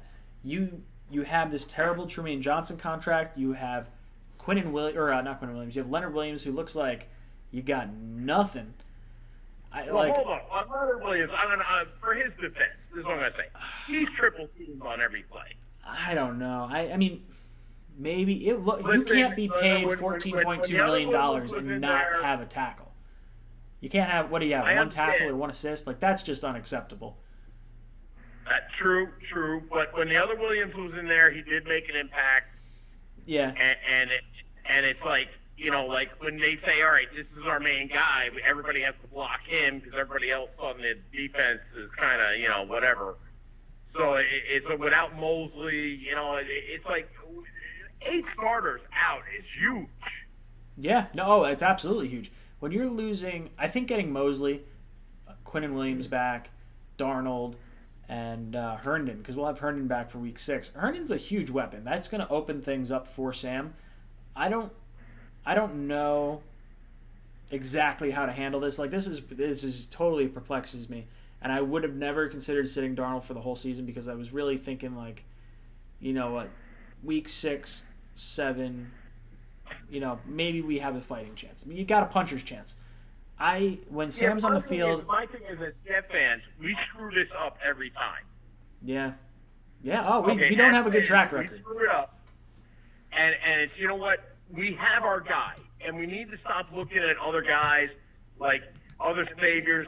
We have our guy, and we can't mess this up. We have to stick with him, and whatever's best for Sam is what's best for us.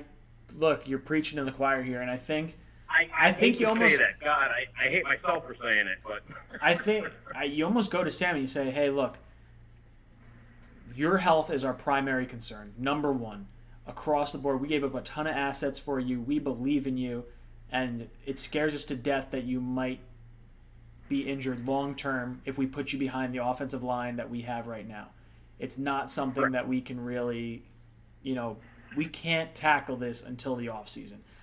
And let's look at the possibility of his spleen getting ruptured, and you're going to put him behind that offensive line? Yeah, well, see, that's just it. If our offensive line was halfway decent, he comes back and plays. I'll be honest with you, man. I'll be honest with you. Last thing I want to see is Sam Darnold being taken off the field on a cart. It would absolutely destroy me. Okay, because I'm not thinking about the season. I'm thinking about any Super Bowl that I ever thought that he might be able to win for us is now gone. Yeah, I mean, God, because you can't really have him out there and play like softball. Like you can't just hand the ball off every time and like shotgun, dink, and hey, get rid of the ball. Don't take a shot ever. 1 second, 2 second, gone. Like just throw the ball, regardless of where it is. Take the intentional grounding. Like it, I don't want to not see him play, and that's. Oh, God, that would you. Are you willing to risk him for this offensive line? Would you? You know, like listen. Here's the best scenario I could put. I don't know if you're married or not, but not yet. But Soon. would you put your girlfriend or your wife behind that offensive line? No, I do not. I definitely do not. Hey, how can we put him there? You know what I mean? Like, dude, he's our guy. Like, we're pride. You know what? Like, we're married to Sam Darnold, and yes, I agree. I think you do whatever is in the best situation for the team long term. You do whatever is in the best, whatever is best for Sam Darnold. If that is sitting him for an entire year, as a fan base, is going to be terrible.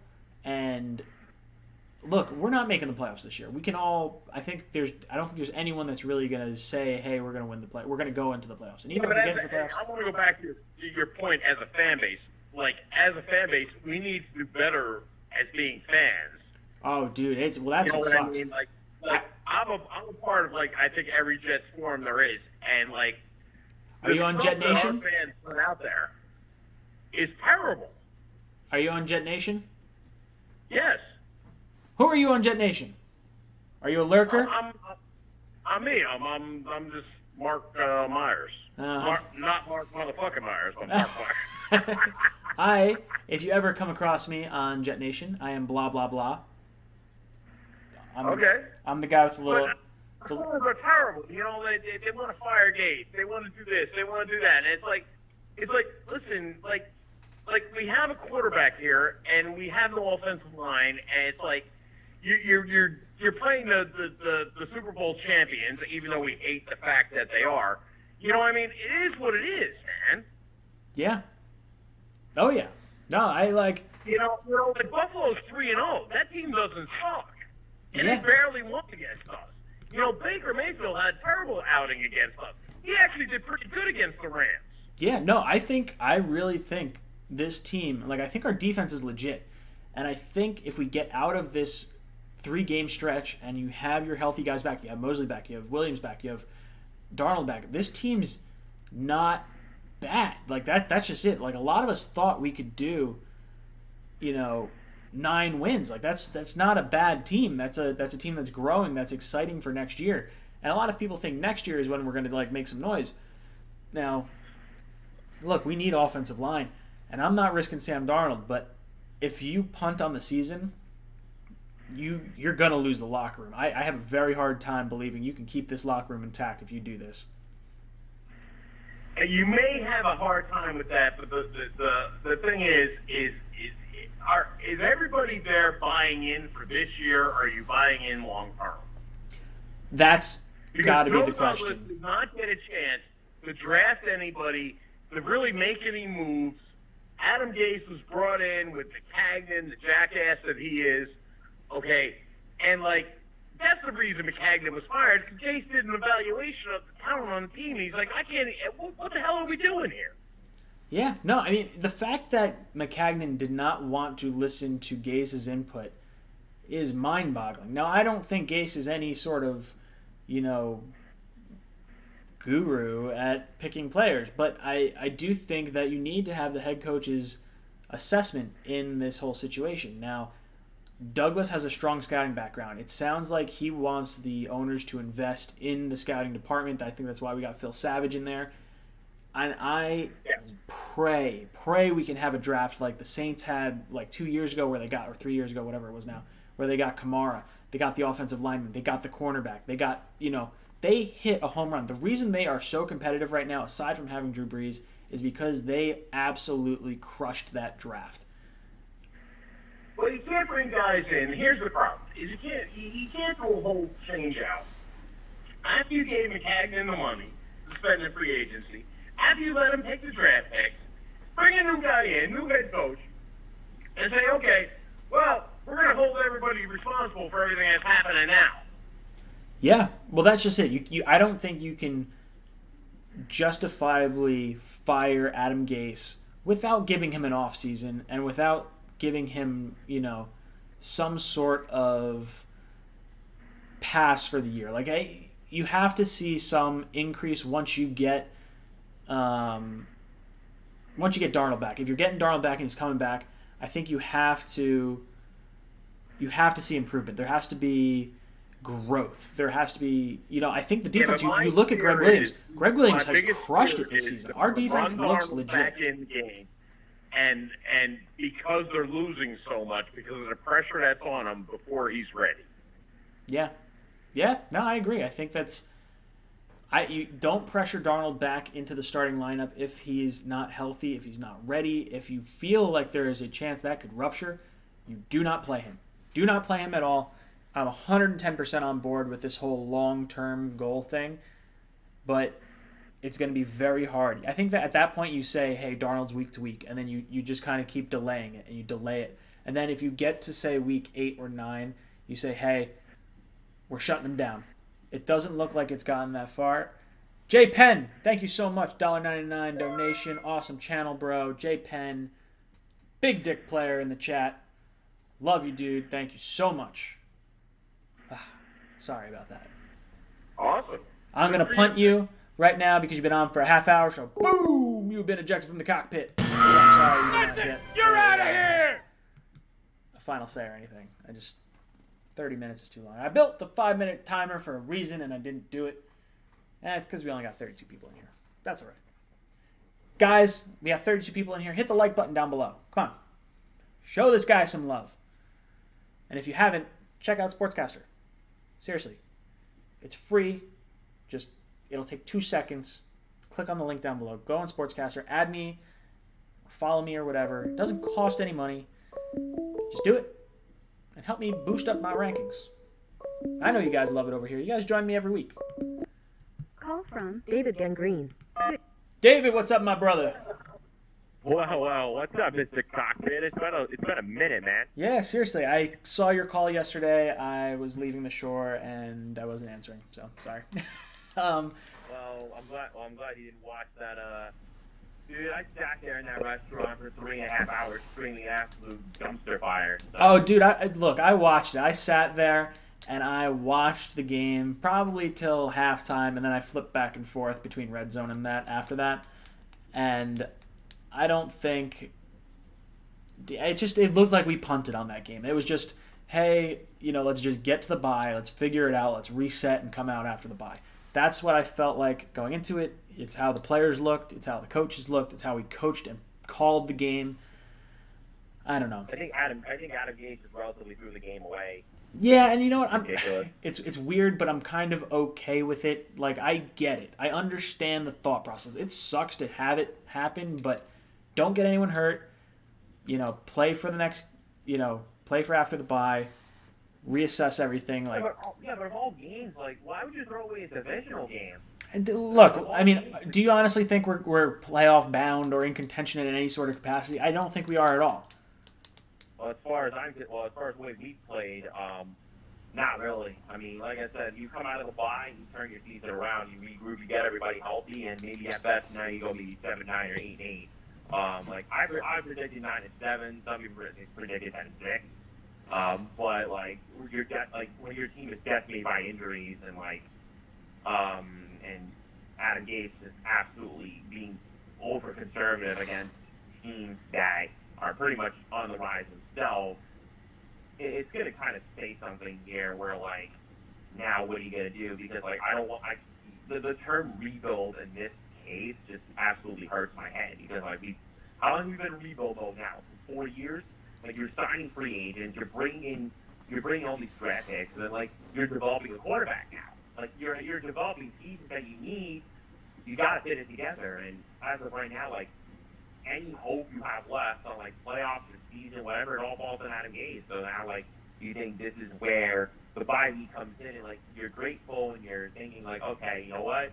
You have the bye week, you get your players back healthy, and you know what? you come back and you expect this team to play to win, point period. Like I don't care what anybody says. Like I don't care that we got the Eagles, Cowboys, Patriots in front of us, because in reality we could start 0-6. But however, me being optimistic that I am, I have little hope left. I mean, I think you take advantage of a banged up Eagles team come week 5, and you have Sam come back 100% and ready to go. The rest of this season needs to be an audition for free agents and for, the rest of the team moving forward after this season. This is what the rest of the season needs to be. You need to be, hey, Adam Gase, why are players going to come play for you? Based on everything that we've kind of learned from your time in Miami and what we've seen with you on the Jets. Why are we coming? Do we believe in Darnold? If you don't play Darnold, and I don't know if you caught the last caller, but he was saying that there is a situation where the Jets did not have a baseline for how big Darnold's spleen was prior to getting mono, and now that he has mono, and if his spleen is inflamed and it's large and it could rupture, there's no way of knowing just how far it needs to go before it's safe to play him. So there's a thought process. No, I did hear that. Like I said, the only thing we can say about that is we'll only find out throughout the next couple of weeks.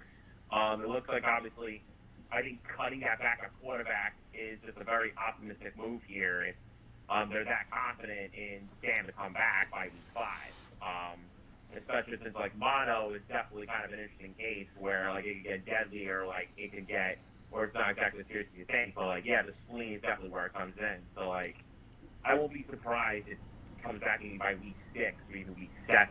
But however, week 5 is just very optimistic at this point. Like now, you have the bye week and you kind of condition him a little bit, but you also continue to kind of subside his spleen, and like it looks like it's going on the right track. So like it's hard to say like you can't.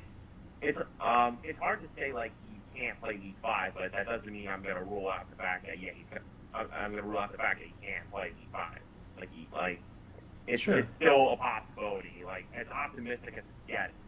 So, like, that's just being realistic. But, however, I think I love the kid, and I love him as an athlete, and I think if he is 100%, then, like, I think he's going to come back better than ever, and the offensive line has to gel together. You got to give him a clean pocket, especially with what you're going up against. You're going up against a banged-up Eagles secondary with struggling you're going up against a banged-up Eagles defense with a struggling secondary. If Darnold does not get a clean pocket going into that game, and Adam Gase is not getting aggressive with his play calling where you should be throwing the ball like 15 yards down the field at least, you're not going to win the game. You're not going to beat Dallas. You're especially not going to beat New England if you're going to continue running things and dunks. Your quarterback is coming back. Show your offensive line together. Get it together. Save your season and save your job, Adam Gase, for crying out loud. I made that case perfectly clear. You're getting your quarterback back. You're getting your linebacker back. You're getting your first-round pick back. There are no more excuses at this point. Injuries can only do so much. Save your season. Point period. You have one final chance to turn this shit around. Otherwise, you could be looking at 0-6 starting. Fans are already calling for Adam Gase's head. Imagine what's going to happen later on in the year. Yeah, if the Jets start 0-6, I don't know how Adam Gase is not like under heavy fire. And like I do think that he needs to be given more than a year. Like I think he got screwed. I think Douglas is here for the long haul. So regardless, even if we take 2 years of Adam Gase, I think Douglas is going to bring in offensive line help. I think regardless, that is going to be the priority this offseason. I think it's going to be the priority over the next 2 years. Agreed. Even if he had to cut bait with Gase at some point, I don't think that's going to change Douglas's approach. He'll take Gase's opinion into consideration, but he's brought in to make this roster better, regardless of head coach. And I would like to believe that, he'll do that. I think offensive line is going to be huge. I think if the Jets bottom out and we get there's a good shot we're picking top 10. That's why I think we did not trade for Trent Williams. I think there's probably a situation where we would have done that, but there's no way that I would give up a first-round pick without, I don't know. I couldn't give up a first round pick this year because I have a hunch that we could be very bad. I mean, it's still a possibility. I'm not going to rule out the fact that we're going to be very bad, but I'm not throwing in the towel on the season yet, especially with the fact that the bye week is now here and like you can have players come back and you have like a tiny chance to salvage the whole thing. But Sure. at the end of the day, it's still a real possibility that you could have a top 10 pick. Like just talking draft and the fact that it's literally week 4, it's chicken green. Like I can't believe that we started the season like this. It's pathetic. Like I feel bad for Le'Veon. I feel bad for Sam. I feel bad for Moses. I feel bad for that defense. Well, that's just it. I feel bad for all the players that have really put so much into this. Like Mosley came here, 1, because of the money, but 2, because he does believe in the system. Bell, obviously we offered the most money, but he was a Jet fan. You know, Adams has a ton of heart. The way I'm watching all these guys that we have assembled together, we have a lot of really good players here, and our defense has looked legit. They have looked good when healthy. They've looked good even when they're not healthy. Like we're missing our 2 linebackers and our top draft pick, and we were putting up a solid fight against the Browns. Yeah, they were putting everything they could. They did everything they could. It's just our offense can't get past midfield. The defense goes back out of the field way too quick, and they get sluggish. They get tired out, and the Browns find a way to scheme against the sluggish defense. So like, the defense is putting everything they could out there. Now, like with Mosley and Williams coming back, you can't make any more excuse for the defense. Like now, like it all falls on the offense. Like and Adam Gates finally put up some legitimate points on the board here. Like that's what you need now going forward in the rest of the year. And so if you want to be teams like the Eagles, the Cowboys, and even the Patriots, you need to put up points, point blank period. No more of these dinks and dunks. No more of these screens. No more of these swing passes. You need to get aggressive. And like whether it's throwing a slant to Crowder, throwing a crossing route, you've got to get aggressive on offense. You've got to allow your receivers to get the ball, run with it. Whether the guards have to catch, lead your deep downfield, do whatever you need to do. Like have Sam come back and be that resilient quarterback that he is. Point blank period. Yeah. Now, I brought this up before at the beginning of my show, and I don't think you were in here yet. I had reached out.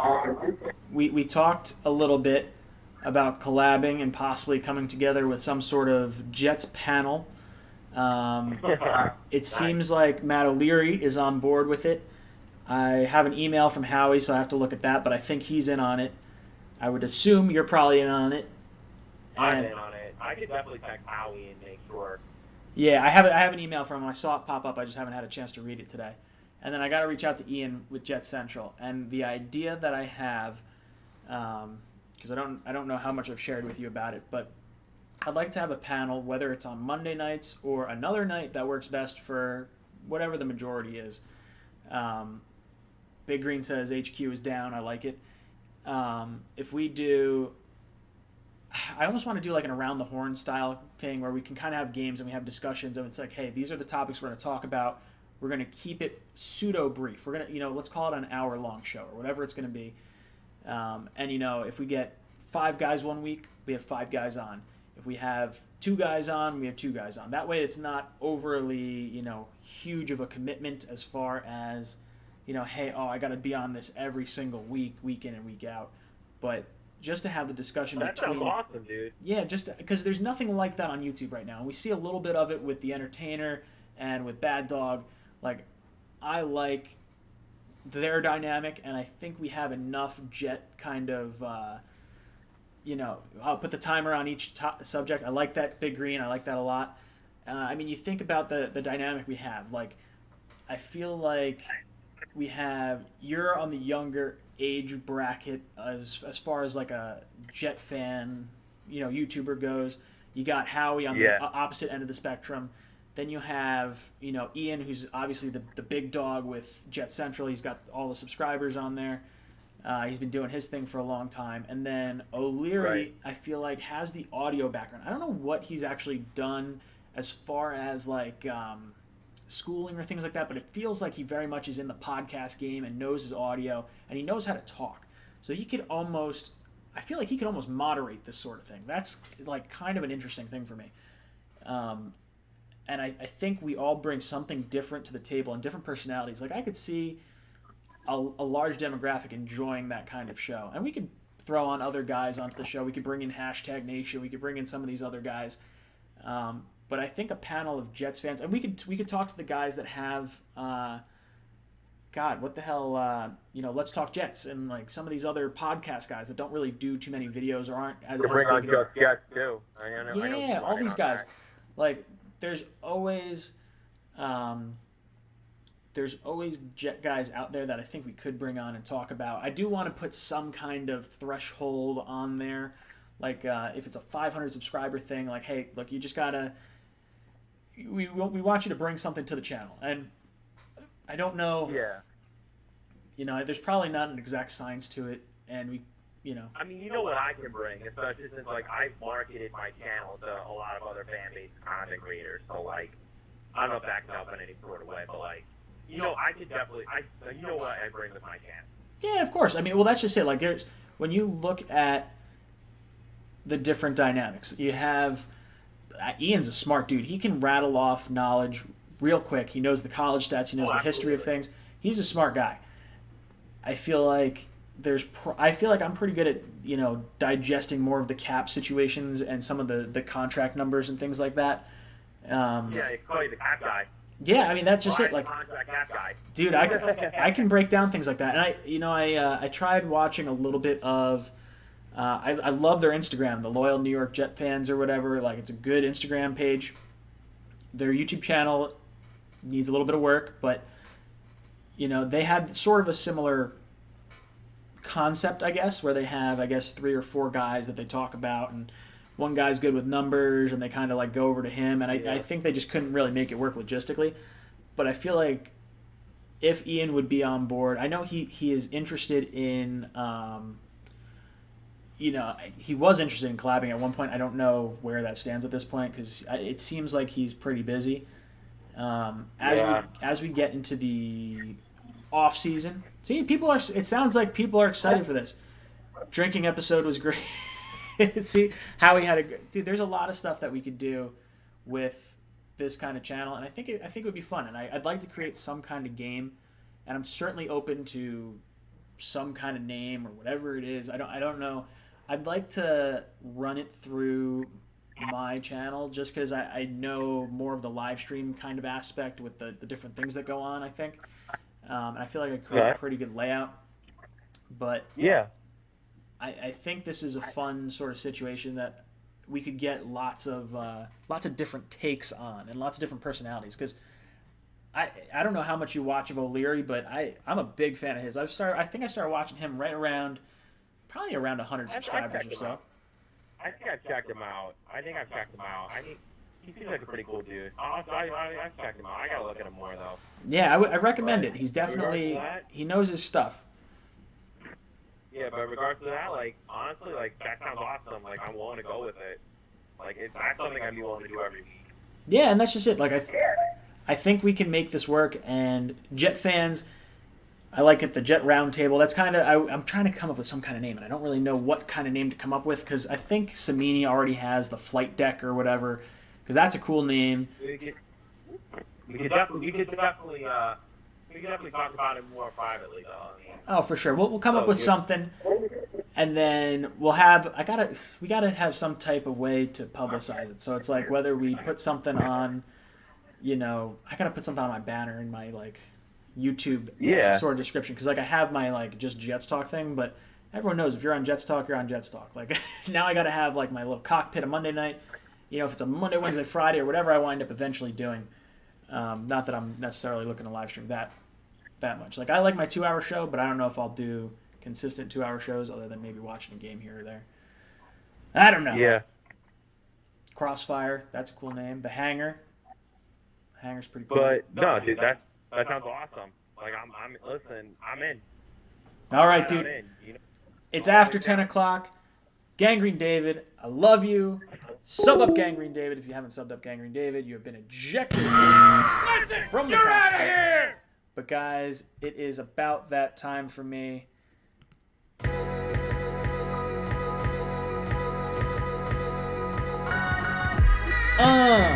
Sports fan, what's up? Thank you for coming in. A little bit late to the show, but that's alright. I love your face anyway. Guys, hang in there. The season's not done yet. We can still learn some stuff from our fans.